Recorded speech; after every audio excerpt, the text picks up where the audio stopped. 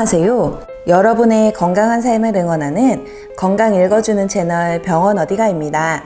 여성 3대 암을 알고 계시나요? 바로 유방암, 자궁경부암, 그리고 오늘 저희가 준비한 난소암인데요. 난소암은 안타깝게도 여성암 중 가장 생존율이 낮고 소리 없이 찾아오는 고약한 놈입니다. 최근에는 20, 30대의 환자가 급증하고 있는 질환 중 하나로 꼽히기도 합니다.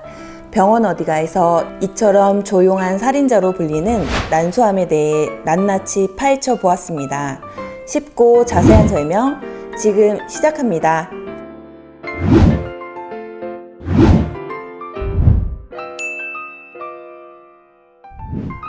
난소암은 조용한 살인범이라고도 불리는데요. 그 이유는 난소암은 특별한 증상을 보이지 않다가 질병이 상당히 진행된 이후에 발견되는 경우가 빈번하기 때문입니다. 이렇게 진행된 이후 보통 난소암 3, 4기에 발견하게 되는데 이 경우 완치 확률이 약 20%로 떨어지게 됩니다. 더군다나 4기에 발견하게 된다면 5년 생존율이 11%인 것으로 알려져 있습니다. 따라서 난소암은 여성암 중 생존율이 가장 낮은 암입니다. 이 고약한 난소암은 암의 진행도 빠른 편이며 재발률도 높아 철저한 예방과 검진을 필요로 하는데요. 그렇다면 난소암은 어떤 암일까요? 난소암은 말 그대로 자궁에 있는 난소에서 발생하는 암입니다. 초기 증상이 거의 나타나지 않는 이유는 난소의 크기와 위치랑 관련이 있는데요. 난소의 일반적인 크기는 2에서 3cm밖에 되지 않고 골반 깊숙이에 자리 잡고 있기 때문에 혹이 생기더라도 만져지거나 초기 증상을 자각하기가 쉽지 않습니다.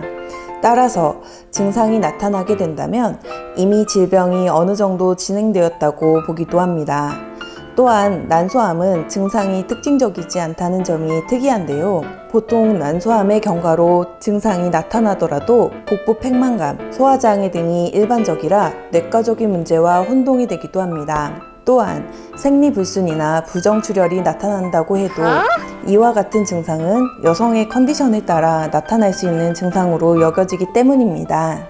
난소암의 정확한 원인은 따로 밝혀져 있지 않습니다. 다만 난소암 환자들이 다음과 같은 경우에 해당되는 사례가 많이 발견되었습니다. 먼저 가족 중 유방암, 대장암, 난소암 환자가 있는 경우, 두 번째로 임신, 출산의 경험이 없는 경우, 세 번째 30세 이후 초산인 경우, 네 번째 12세 이전에 초경을 시작한 경우.